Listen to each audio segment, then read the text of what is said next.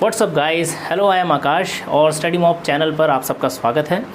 आज हम आपकी 12th की अकाउंटेंसी का first chapter fundamental of partnership firm पढ़ने जा रहे हैं। ओके, तो ये यूट्यूब चैनल पर मेरा पहला वीडियो है। अगर मैं थोड़ा हेजिटेट हो जाऊँ या कोई गलती हो जाए तो उसके लिए मुझे माफ़ कर दीजिएगा। तो सबसे पहले बात ये आती है कि अब जब हम अकाउंटेंसी पढ़ने जा रहे हैं तो अब हमें यहाँ पर पार्टनरशिप अकाउंटिंग पढ़नी है। देखिए 11th क्लास में जो आप लोगों ने अकाउंटेंसी पढ़ी थी उसमें आपने सोल प्रोप्राइटरशिप के बारे में पढ़ा था। सर सोल प्रोप्राइटरशिप का मतलब? बेटा सोल प्रोप्राइटरशिप का मतलब होता है जहाँ पर एक बिज़नेस का केवल और केवल एक ओनर होता है, जबकि पार्टनरशिप अकाउंटिंग में एक बिज़नेस के एक से ज़्यादा ओनर हो सकते हैं, 2 हो सकते हैं, 3 हो सकते हैं, 4 हो सकते हैं, व्हाटएवर। ओके, तो पार्टनरशिप अकाउंटिंग को पढ़ने की ज़रूरत क्यों पड़ रही है? सबसे पहला क्वेश्चन, काफ़ी सारे बच्चे जब मैं ऑफलाइन क्लासेस लेता हूँ वहाँ पर मुझसे पूछते हैं कि सर अब हमें 11th में आकर दोबारा अकाउंटेंसी क्यों पढ़नी पड़ रही है? सर हमने 11th में इतना कुछ बना लिया, हमने फाइनल अकाउंट्स बना ली, जनरल एंट्री बना ली, डेप्रिसिएशन बना लिया, BRS बना लिया, उसके बावजूद भी अब हमें दोबारा अकाउंटेंसी पढ़ने की ज़रूरत क्यों पड़ रही है? देखिए बेटा, मैं एक एग्जाम्पल से इस बात को आपको समझाता हूँ। जब एक से ज़्यादा लोग, मान लीजिए ये है मिस्टर A, ये है मिस्टर B और ये है मिस्टर C, ओके, ये तीनों के तीनों मिलकर एक पार्टनरशिप में बिज़नेस स्टार्ट करते हैं। मिस्टर A पैसा लगाते हैं 1 लाख रुपए, मिस्टर C पैसा लगाते हैं मान लीजिए 2 लाख रुपए और मिस्टर C पैसा लगाते हैं 5 लाख रुपए। ठीक है, ये तीनों पैसा लगाकर अपना बिज़नेस शुरू करते हैं। देखिए पार्टनरशिप में बिज़नेस स्टार्ट करने का पहला रीज़न ये है कि अगर कोई एक आदमी अकेला बिज़नेस शुरू करता है तो उसे छोटे अमाउंट में बिज़नेस शुरू करना पड़ेगा। अब ओब्वियसली अगर छोटे अमाउंट में बिज़नेस शुरू करेंगे तो बिज़नेस छोटे पैमाने का होगा, लेकिन अगर एक से ज़्यादा आदमी अपना अपना पैसा लगाएंगे तो उसी बिज़नेस को बड़े पैमाने पर शुरू किया जा सकता है। ओके, तो पार्टनरशिप में बिज़नेस करने का पहला फ़ायदा। लेकिन हम यहाँ पर सिर्फ फ़ायदे नुकसान नहीं, हम यहाँ पर पढ़ रहे हैं कि भाई पार्टनरशिप अकाउंटिंग की ज़रूरत क्यों पड़ रही है। मान लीजिए ये तीनों अपना बिज़नेस शुरू करते हैं और साल के लास्ट में इन लोगों को 2 लाख रुपए का प्रॉफिट होता है। ओके,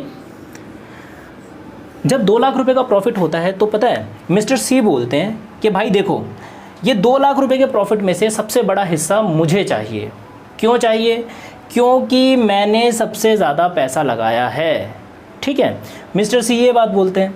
तो मिस्टर A पता क्या बोलते हैं, अच्छा सर जी आपने भले ही ज़्यादा पैसा लगाया है, लेकिन पता है मैं फर्म में ना एक डेटा हैंडलिंग का काम करता था, मैं अकाउंटेंट का काम करता था, ये सारे काम तो मैं करता था, तो मैं ज़्यादा मेहनत कर रहा हूँ तो मुझे ज़्यादा प्रॉफिट मिलना चाहिए।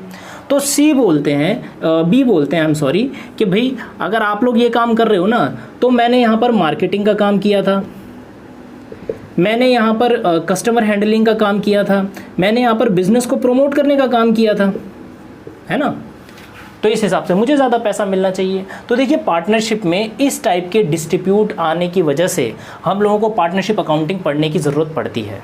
ओके, तो जब इस टाइप का डिस्प्यूट आता है तो वहाँ पर अकाउंटिंग किस तरीके से की जाती है ये देखिएगा।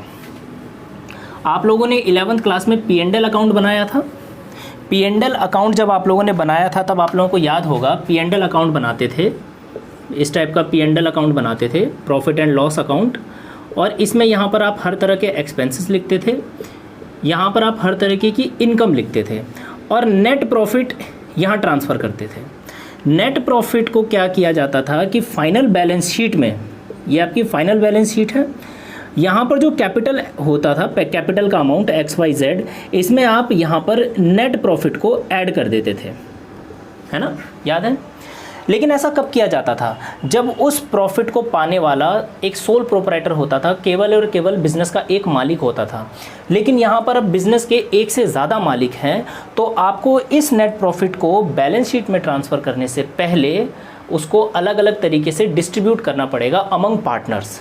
ओके, तो देखिए जब हम profit and loss appropriation account पढ़ेंगे, यहाँ पर जो आपकी पार्टनरशिप का पहला अकाउंट होगा वो है profit and loss appropriation account.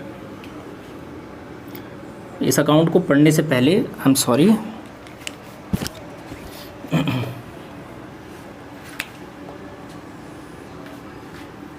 ये है profit and loss appropriation account. तो देखिए जब आप profit and loss appropriation account पढ़ेंगे तो उसमें आपको कुछ बातों का ध्यान रखना है। मैं ये मान के चल रहा हूँ कि आप लोगों के अकाउंट्स के बेसिक्स अच्छे होंगे। अगर किसी बच्चे के अकाउंट्स के बेसिक कमज़ोर हैं या फिर उसके बेसिक हैं ही नहीं, तो मैं एक बेसिक अकाउंट्स के लिए वीडियो और अपलोड कर दूंगा, आप उसे जाकर देख सकते हैं। ठीक है, तो ये है आपका profit and loss appropriation account. Appropriation का मतलब ही होता है एडजस्ट करना। ओके, तो देखिए profit and loss appropriation account बनाया कैसे जाता है। सबसे पहले एक बात बताइए, मैं आपसे पूछता हूँ, मिस्टर ए क्या बोल रहे थे? मिस्टर ए बोल रहे थे कि सर देखो, मैंने यहाँ पर ज़्यादा काम किया है, मैंने कैपिटल भी लगाई है और ज़्यादा काम भी किया है, तो मुझे प्रॉफिट ज़्यादा मिलना चाहिए। ठीक है, मैं एग्जांपल लेता हूँ कि कोई सीए हैं, वो लोग अपने डिस्प्यूट को ख़त्म करने के लिए एक सीए को बुलाते हैं। तो सीए साहब ये पूछते हैं कि एक बात बताइए मिस्टर ए, अगर आपने 1 लाख रुपए की कैपिटल लगाई है, ओके, तो आप कह रहे हैं कि आपने ज़्यादा काम भी किया होगा। अगर उस काम को आप ना करके किसी आदमी को हायर करते तो आप उसको सैलरी कितनी देते? ठीक है, तो मिस्टर ए कहते हैं कि सर मैं उसको सैलरी देता अप्रॉक्स 10,000 या 20,000, है ना। तो मिस्टर ए सीए कहते हैं कि मिस्टर ए एक काम करते हैं, आपने वो काम किया ना, तो इस बार उस आदमी की सैलरी आपको दे देते हैं। ओके, इसी तरीके से मिस्टर बी से पूछा जाता है कि मिस्टर बी आपकी क्या प्रॉब्लम है?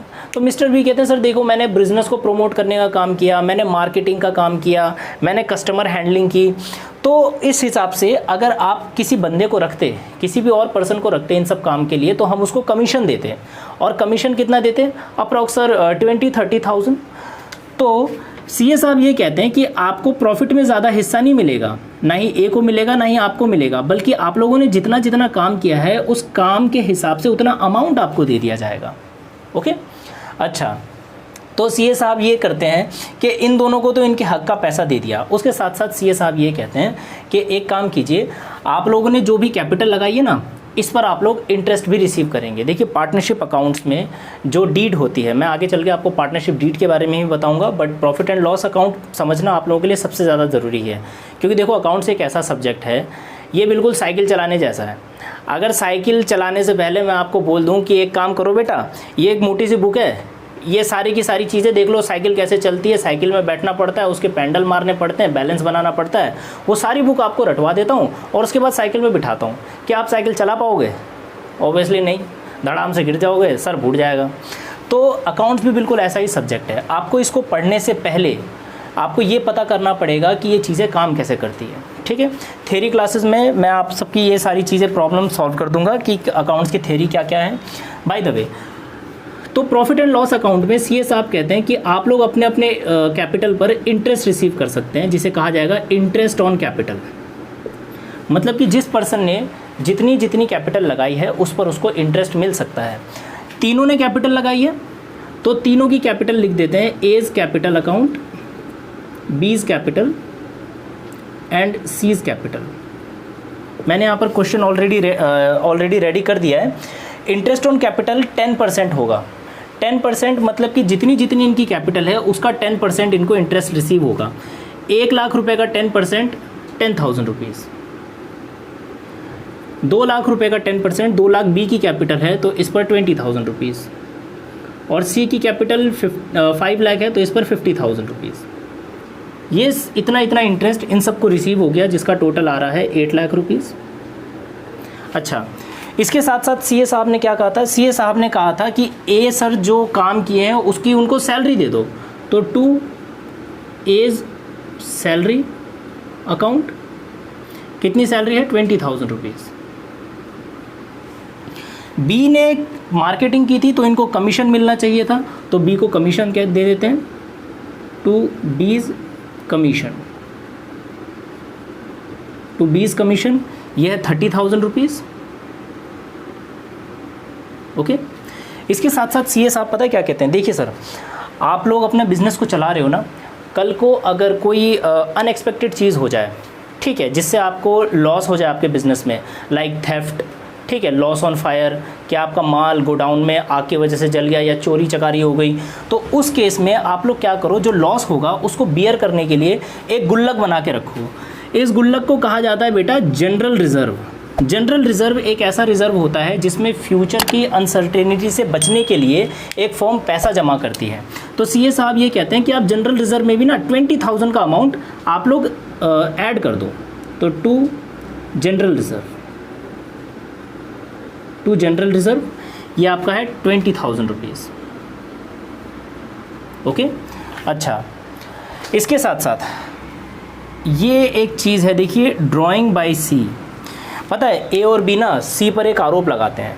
ए और बी कहते हैं कि सी सर ये सी जो है ना, सी ये पता है क्या करते थे, ये बिज़नेस में से पैसा निकालते थे और जाकर अपने पर्सनल यूज़ के लिए खर्च कर देते थे, ठीक है।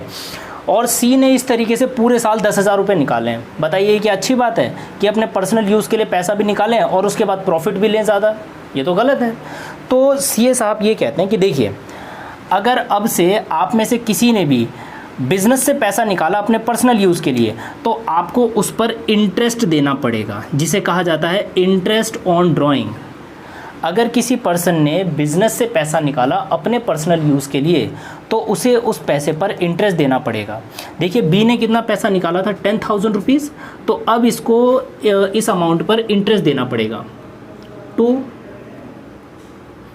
टू इसे लिखा जाएगा इंटरेस्ट ऑन ड्राइंग। जितनी भी टोटल ड्राइंग है 10,000, इसका 6% interest to interest on drawing, 20 capital, कितना आ जाएगा 600 रुपये।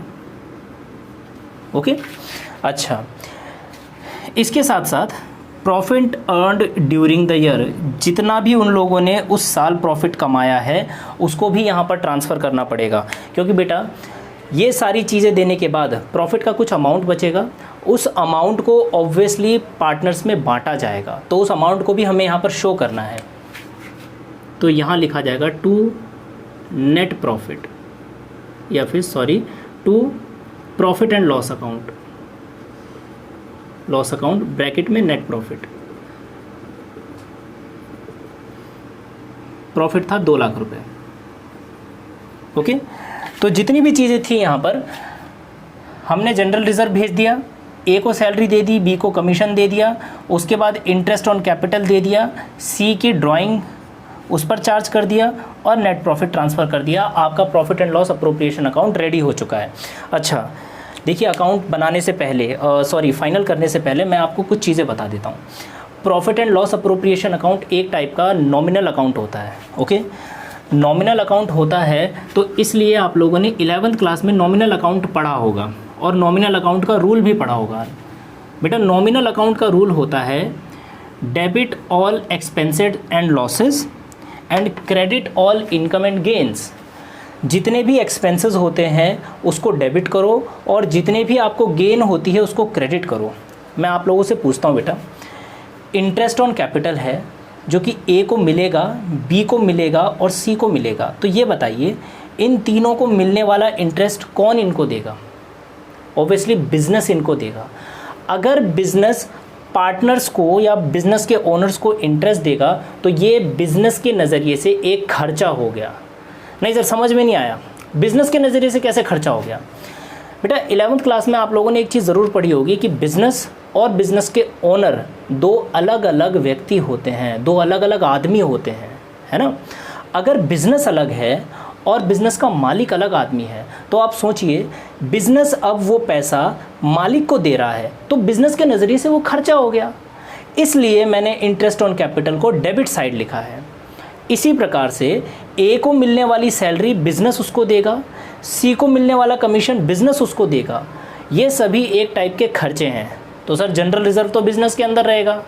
नहीं बेटा, सेम अकाउंटिंग ईयर में जनरल रिजर्व का पैसा बिजनेस यूज़ नहीं करेगा अभी, ठीक। बिजनेस अभी इस पैसे को एक तरीके के रिजर्व में या फिर गुल्लक में सिर्फ जमा कर रहा है, दिया नहीं है किसी को भी, ना ही बिजनेस ने यूटिलाइज़ किया है, इसलिए ये भी एक प्रकार का खर्चा हो गया। अब ये सोचो जो इंटरेस्ट ऑन ड्राइंग है ये बिजनेस बी से, आई एम सॉरी मैंने यहाँ पे बी लिख दिया, ये सी की कैपिटल में जाना था। तो ये जो खर्चा है, ये जो इंटरेस्ट है, ये बिज़नेस सी से चार्ज कर रहा है, मतलब कि बिज़नेस सी से रिसीव करेगा, तो ये बिज़नेस के लिए एक टाइप की इनकम हो गई।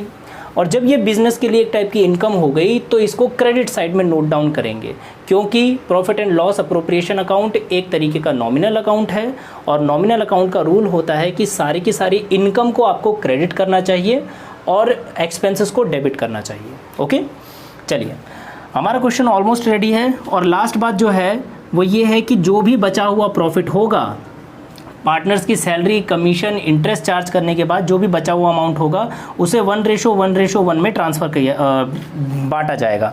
1:1:1 मतलब इक्वली बांटा जाएगा, तो इसको इक्वली बांट देते हैं। ये टोटल अमाउंट आ रहा है 2,06,000 रुपये। अगर 2,06,000 रुपये हैं, इसमें से मैं इसका टोटल लेस कर देता हूँ, ये हो गया 80,000, तो 1,01,50,000 रुपये, तो ये आ जाएगा 50,600 रुपीज़। इसका अगर 1/3 निकाल दें, इक्वली का मतलब 1/3, इसका अगर 1/3 निकाल देंगे तो ये हो जाएगा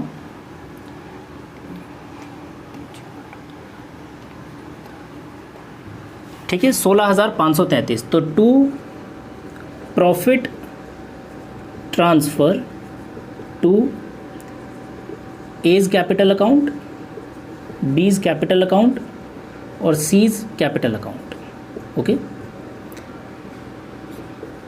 16,533 तीनों को इक्वली प्रॉफिट मिल गया और ये टोटल अमाउंट आपका होगा 50,600 रुपीज़। तो ये था आपका complete profit and loss appropriation account. I hope ये वीडियो आप सबको पसंद आई होगी। अगर आपको ये वीडियो पसंद आई है तो हमारे चैनल को लाइक करें, सब्सक्राइब करें, शेयर करें। Thank you so much.